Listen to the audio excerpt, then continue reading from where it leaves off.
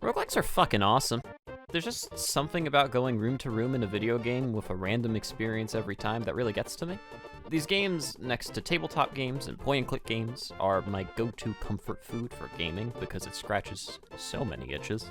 And I know I'm not, like, early to the party talking about these kind of games, but gosh dolly, I really want to point out some of these games and just say just how much I love them.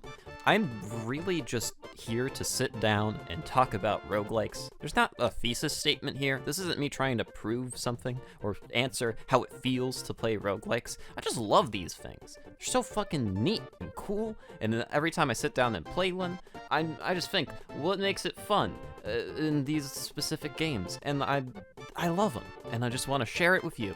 And that's what's going on here, so enjoy. Initially, I wanted to dissect the genre themselves and do now what feels like a knockoff sequelitis.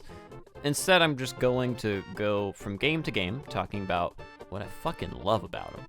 Starting off with what I consider was two of the most simple but solid roguelikes that have each a huge fucking fan base, both old and new. The Binding of Isaac and new kid on the block, Hades.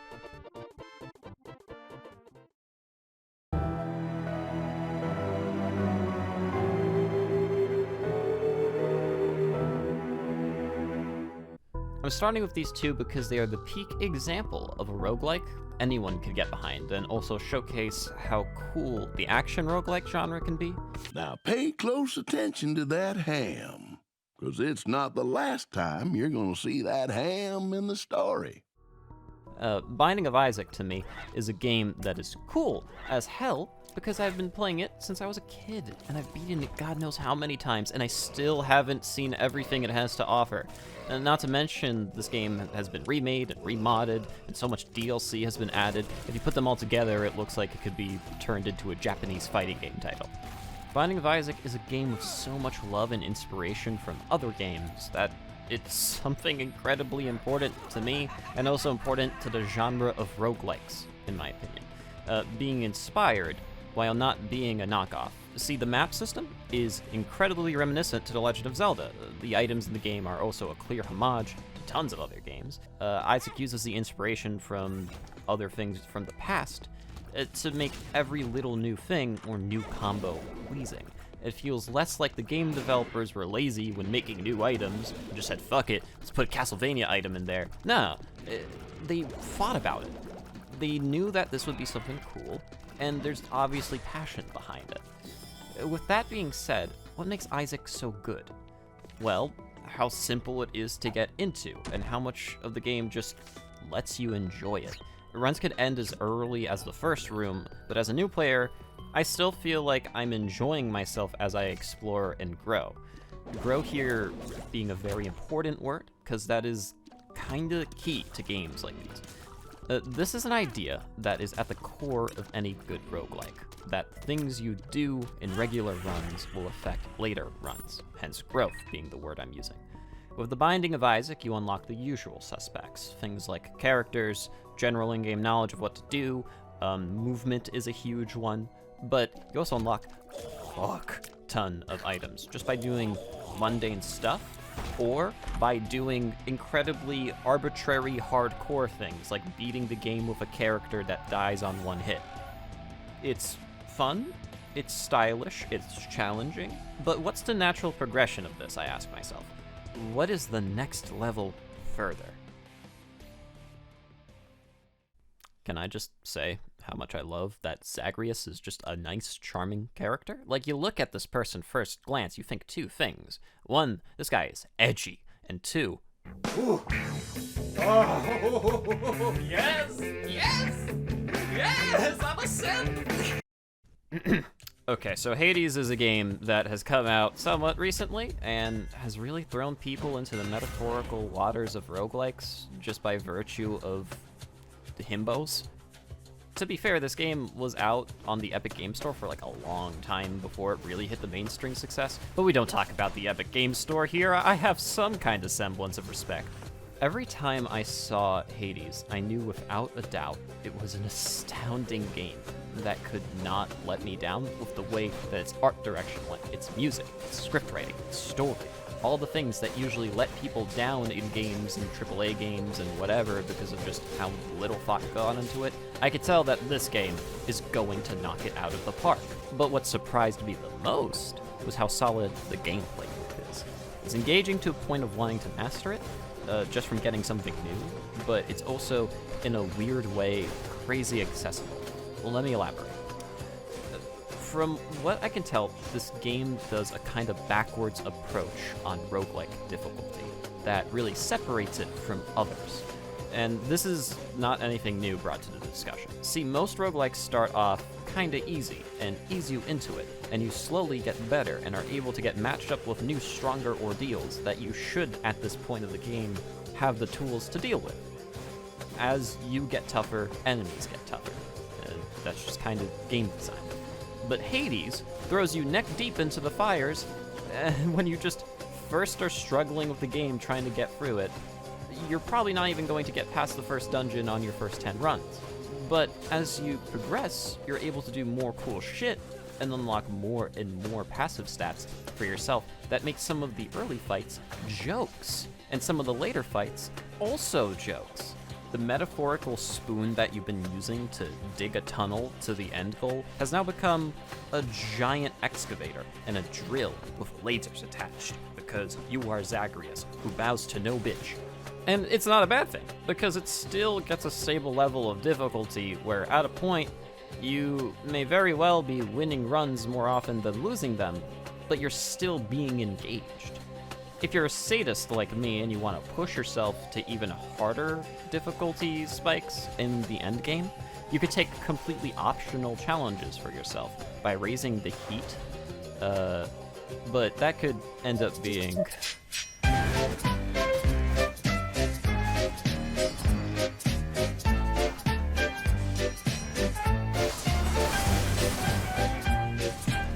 not for everyone. Okay, so far we have been talking about action roguelikes. See? There's that ham again. Binding of Isaac and Hades so far have been examples of action roguelikes, meaning you are, for the most part, running around and relying on things like muscle memory and reaction time. Meanwhile, a traditional roguelike could have you relying more on thinking ahead and planning out moves. Believe it or not, roguelikes don't have to all be hack and slash and whatever. So I want to take a step back and talk about a few games that are not that. So we've been using roguelikes as a term, but keep in mind that's because all these games take inspiration from, you guessed it, the OG game, the one that started it all, Rogue. Yeah! Take a... Ooh, yeah! Look at him go! He's really going. He's... ooh! Is that a straight... Okay, look. I don't really have much to say about this game. This fucking dinosaur of a game. Yeah, I guess it started Rogues, maybe. But I could barely play the thing, and you expect me to talk about this? Nah. Look, you run from room to room, and you fight enemies and shit while looting and things. Everything you do in Rogue, you do in other games. Moving on. Here's a game where you run around room to room, fight enemies and shit while looting and things. Wait. Darkest Dungeon! A game with a stress mechanic that also affects me in real life. While this game is insanely brutal, it uses one of the key elements of roguelikes that we overlook a large majority of the time: planning. See, in every roguelike, there's a good amount of decision making, be it what upgrades to take or what room to go down into, and making a mistake could easily end a run. However, everything in this game is a decision, and can either make someone hate everything or be very invested. And with how good this game has been designed, people get very invested. You make very micro decisions on fundamentally managing an expedition team for, you guessed it, dark dungeons. And trying to have them all not end their own suffering-filled life after watching their own team being thrown into a soul cauldron and being boiled alive. Into the pot, soup time! Who becomes soup? That's just early level boss, by the way, teehee. What makes this game so good, you might ask? And by might, I'm imposing the question on you. This is my video. I get to do it. To me, the idea of management and control over your hamlet really sells me. I get stupid attached to my main team that pushes me to keep going, especially after I named them stupid things like jingles.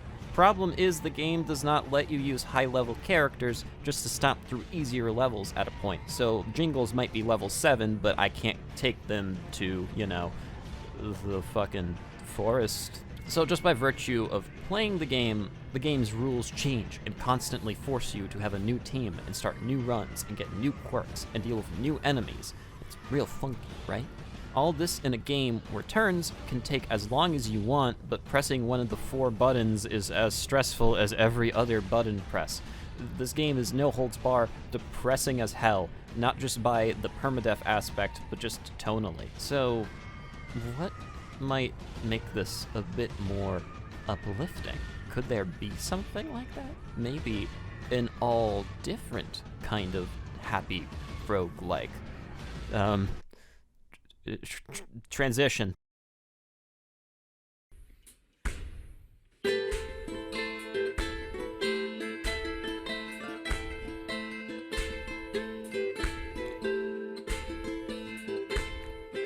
This is the Guild of Dungeoneering. On a quest we're never veering. Oh, to be a Dungeoneer, swimming in pools of gold. This is a game I'm sure no one close to me has played, and that is a crime. So if you know me personally, pick up this game. Do it. Tell me about this game. I will just buy you this game.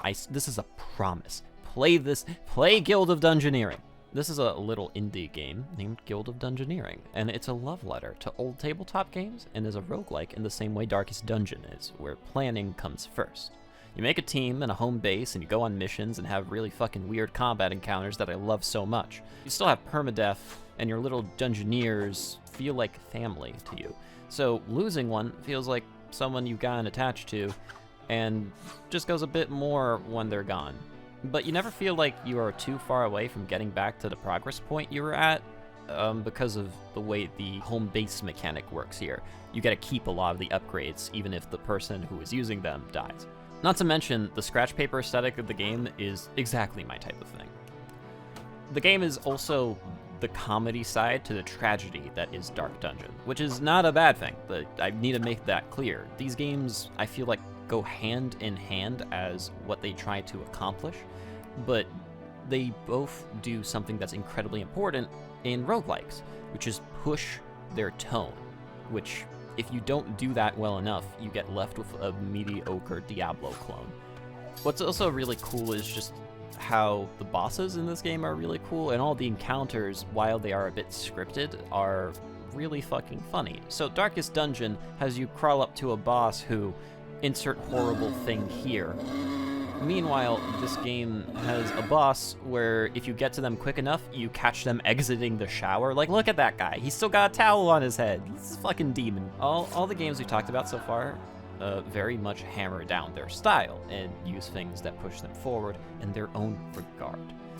Not only that, but they have their fundamentals down to a T. Music, game feel, tone and humor. The Binding of Isaac has excellent random map design and ways that you can make new builds so that every run feels new and exciting. Hades is great at storytelling and giving a player a feeling of progression through difficulty. Even when you lose, you still feel like your home base has so much story stuff. You're actually still unlocking stuff. Darkest Dungeon makes decisions have weight to them every single step of the way and feel immersive with the way that the world is portrayed.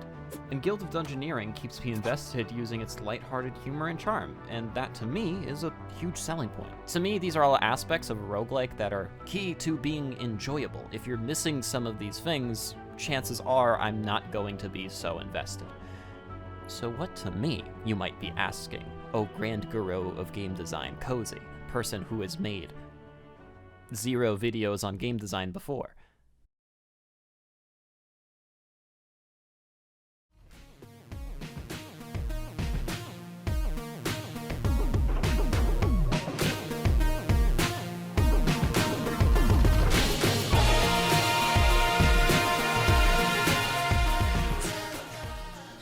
Enter the Gungeon, baby! Oh, this game is by far one of my favorite games of all time. It has a surprisingly fleshed out story while still maintaining its impressively silly and difficult gameplay loop. Just like with the non-action roguelike, there's tons of decisions and small secrets to find. But the way this game just does it is just, it makes me happy, okay? It just makes me happy. So, when you start this game, for instance, you play through a little tutorial packed with charm, and it shows you just what to do, and what to get, and what to expect. Oh, this is a gun dungeon. The first gun you get is a pea shooter. It's a pea pod that shoots peas. And then you get like a few real guns, a broken AK-47. Crazy. And it tells you what to expect, what mechanics, what everything to do. And now you as a player are attached with, okay, all I gotta do is get to the boss door and beat the boss. And that's cool, and you keep doing that. And maybe after like 10 or so runs, you finally get past the first boss, maybe multiple times. But you probably start noticing cool small things, which here is the thing that really sells me. So, what I noticed going through the first dungeon room so many times is that I know some rooms always spawn. There's the entrance, there's the shop, the boss room, of course, but for some reason, there's this fireplace room. It's fucking weird, but alright. And then you might have like a firefight in this room because enemies still spawn here, and then a stray bullet probably hits this randomly placed barrel and it pops, just like all the other ones, but wait. Wow. Water just came out for some reason. All right. Why did that happen? And then next time you might interact with the barrel after the firefight's over, because now that there's no bullets going around, you have the chance to do it, and then you could interact with it, and you could roll it, but your gamer brain shows that, like, hey, there's a water trail just being left behind. And so then the gamer brain TM just say water plus fire equals something, and you roll it into the fireplace, and then it explodes, and there's a secret room in there, and you use a button, and then another secret room. Is what? You go to the new secret room, and there's a gate with 2 keys there. You gotta unlock these 2 little keyholes, but you use your keys to get guns. So now you weigh options in mind. You're making decisions. But you use them anyway, and you're just in a new level? Just a completely secret level has been under your nose this entire time. And that was just in the first fucking dungeon. That was just in the first room. And at that point, I was sold on this game. If nothing else sold me, this was the moment that I legitimately knew that tons of players could have just missed this, but I'm sure lots of other players had the same experience of just discovering it on their own, and it's insane to me. When I played through this game blind, it felt like everything I did was new, cool, it was fueled by itself, unlocking guns, new enemies, doing side quests, buying new upgrades, upgrading the elevator, while switching back and forth from characters. This game is great. I love this game. I feel like most people know this game is great, and for me, it has a great balance of difficulty and is able to make me push to get better and better. It's one of those games that I see and I feel like, yeah, I'm going to 100% this, and I'm damn close to it. This game is by far my favorite roguelike, tied with another gem, which is called Going Under. And that game is so good, it actually just deserves its own video, and I'm going to make my own, but I haven't done that yet, so for now, go and check out Yakom's video on it, link in the description below. I think what I'm trying to say from all this is that roguelikes are some of the few games that every time I play, I always get so surprised by what new stuff they do and for the genre itself, because in a crazy kind of way, they're all tied.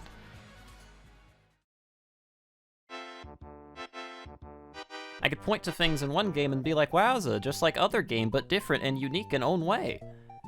Very fucking good games industry. And it's such a shame that the AAA industry has yet to make a good roguelike. But it just makes me love the indie game industry so much more, because this really does feel like a staple of just independent developers. So, big ups to all of you. Thank you so much if you're listening to this Devolver, if you're listening to this Aggro Crab. I love you guys. So if there's anything I could leave you with, don't be afraid to take inspiration from other things, as long as it has its own identity, and there's genuine passion behind it, and your projects express it. Also, and play roguelikes. Do it. Do it. Do it.